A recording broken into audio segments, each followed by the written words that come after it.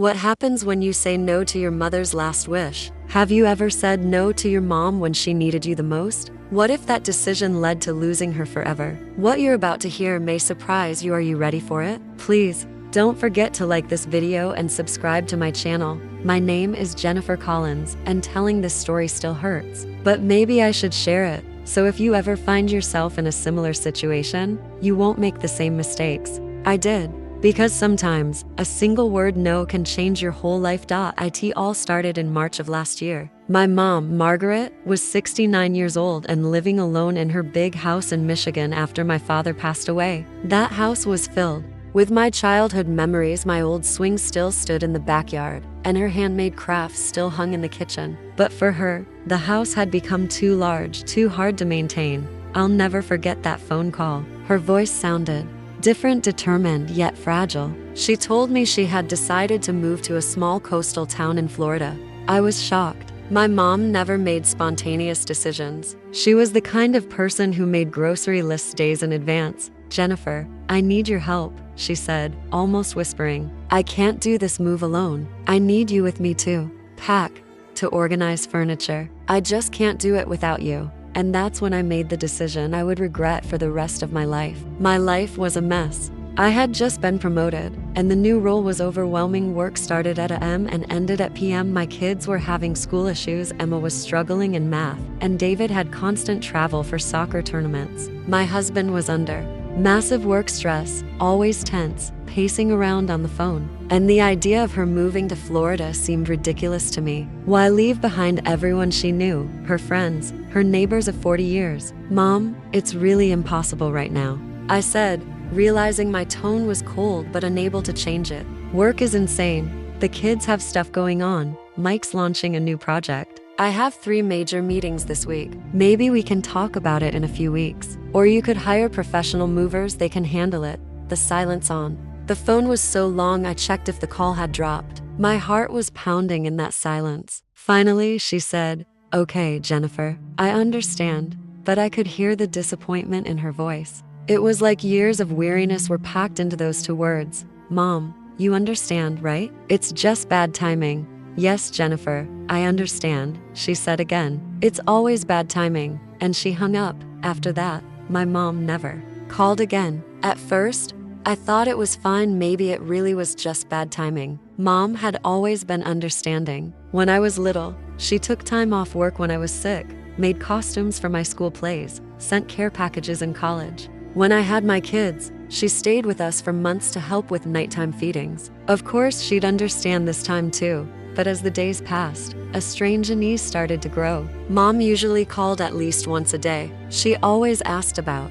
the kids, my job. Now, there was total silence. I remember not calling the first week, thinking, she'll call. She always does. By the second week, I was getting worried but kept myself busy with work. By the end of the 3rd week, alarm bells were going off in my head. Then, 2 weeks later, her neighbor Mrs. Anderson called. She's a sweet elderly lady, but her voice sounded truly concerned. "Jennifer, have you talked to your mom recently? She hasn't been out of the house." I knocked, but she didn't answer. The curtains are always drawn. Something's not right. My heart dropped. Mom tended her garden every single morning. It was sacred to her. She used to talk to her flowers, even named them. For her to neglect the garden was very unlike her. "I'll come right away, Mrs. Anderson. Thank you for calling." I jumped in the car and drove the 2 hours to her house, my mind racing with worst-case scenarios. Maybe she was sick, maybe depressed, maybe something had happened. When I arrived, the first thing I saw was the garden. Mrs. Anderson was right. Mom's flowers were wilted, the lawn overgrown. It hit me hard. I knocked, and after a long wait, she opened the door. What I saw shocked me. Mom had lost weight. Her face was pale, her eyes tired in a way I'd never seen. Her hair was a mess, her clothes unkempt. She looked like she hadn't slept in days. "Mom, what's going on?" "Mrs. Anderson is worried. Are you okay?" "Nothing, Jennifer. I'm just a little tired," she said without meeting my eyes. She tried to close the door, but I stepped inside. Inside was even more shocking. Boxes everywhere. She had started packing, but it didn't look like a normal move. It looked like she was systematically breaking down her life. Some boxes said sell, others donate, and some trash. Mom, what is all this? I told you I'm moving to Florida, Jennifer. I'm doing it alone. That's when I knew something was very wrong. This wasn't my mom, my strong, independent, organized mom. It was like her energy had completely drained. I looked around the living room. The walls were bare, no family photos. Her favorite vase, my dad's reading chair, my grandmother's antique clock gone. Where's Dad's chair? I sold it, she said flatly. I don't need it anymore. You sold Dad's chair? He sat in that chair every night until he passed. You used to read next to him. Yes, I don't need those memories anymore. That hit me hard. This wasn't my mom. Mom, why are you acting like this? It was just bad timing. I'll help you now. I'll take time off. But it was too late. She turned to me with an expression I'd never seen, firm but full of pain. Jennifer, I don't need your help anymore. I lived for you for 40 years. I sewed costumes, stayed up helping with homework, cheered at soccer games, worked extra jobs for your college fund. You always came first. But now it's my turn, and you're too busy. Those words cut deep. Mom, that's not fair. I love you. It was just bad timing. I have work, the kids. Timing, she repeated bitterly. Jennifer, has there ever been a good time for me? Even at your father's funeral, you were taking work calls. Even when I was dying, you said just 1 minute. It's important. She was right. I couldn't deny it. But my defenses kicked in. That's not fair, Mom. I work hard for my family. You're a mother, you should understand. I'm trying to give my kids a secure future. She looked at me for a long time, then gave a sad smile. Yes, I understand. You're making the same mistake I did, trying to please everyone and losing yourself. But I'm not doing that anymore.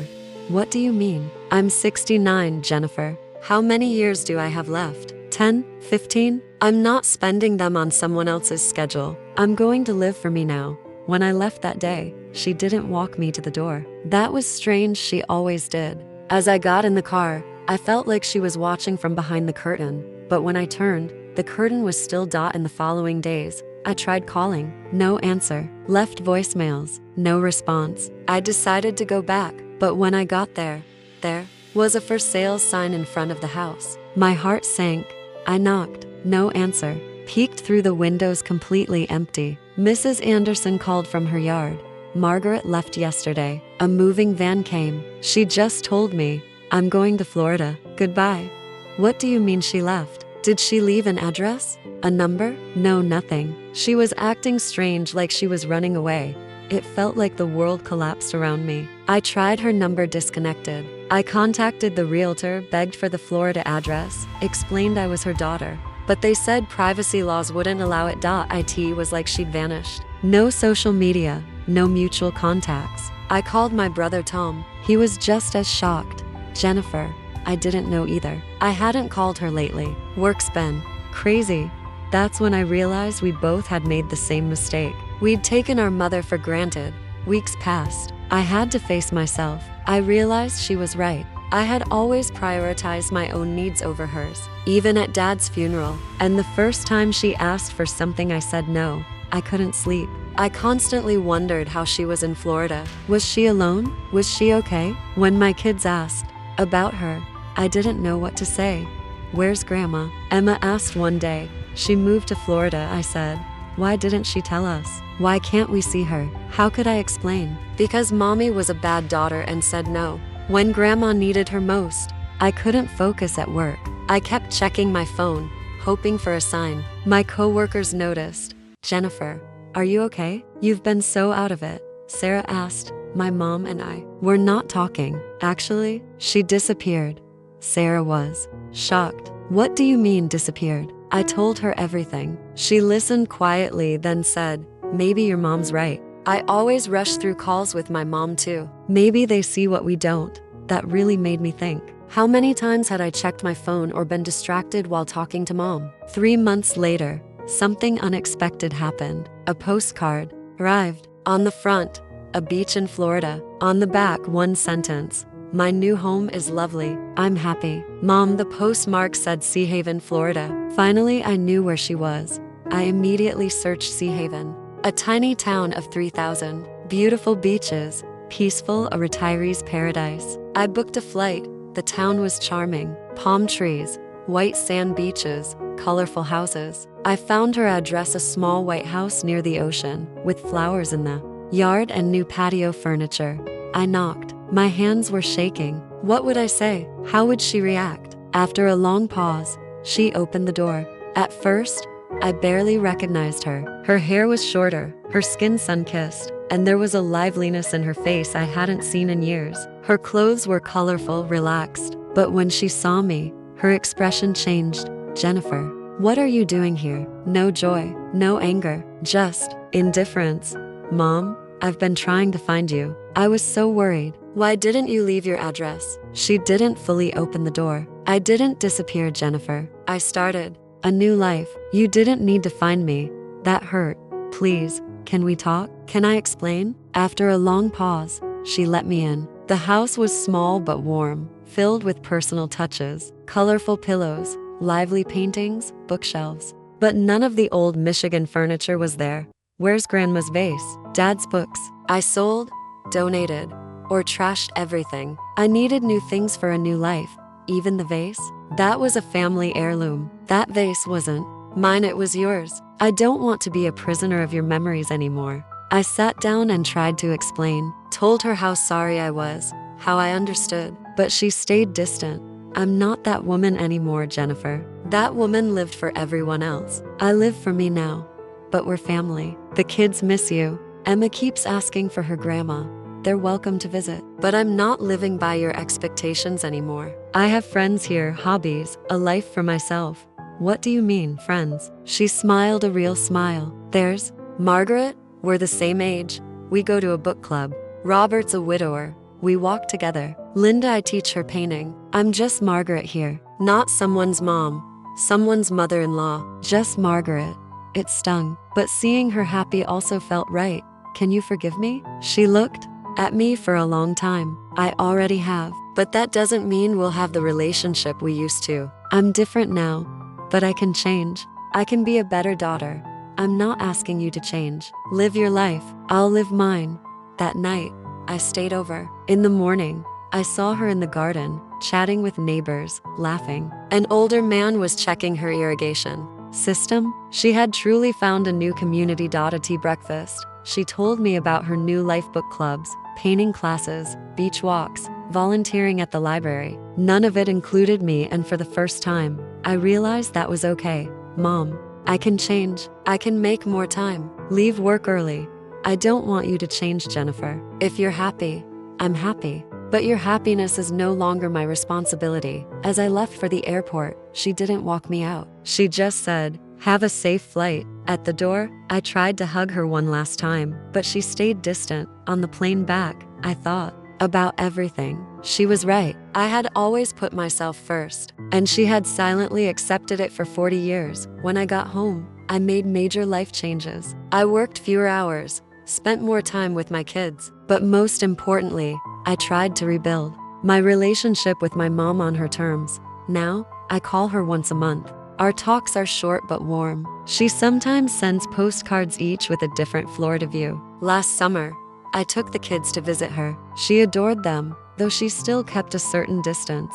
Why is Grandma different? Emma asked. On the way back, she's not different, Emma. She's finally herself, and that's a good thing. Why am I sharing this story? Because sometimes we take our loved ones so much for granted, we forget they have lives and dreams of their own. My mom rediscovered herself at 69, and she had every right to. Yes, I still miss the closeness we once had, but now I see a stronger, happier, freer woman. And maybe that's what she always deserved. If you're thinking about your own relationships while listening to this, remember those you love have needs and dreams too. And sometimes, the risk of losing them comes from assuming they'll always be there. My mom is no longer just mom. She's someone else now, someone who lives for herself. And I'm learning that sometimes love means letting go. Sometimes, I'm sorry isn't enough. Sometimes, the person you love has to walk away to live their life. And maybe, just maybe, you'll say yes when they need you most.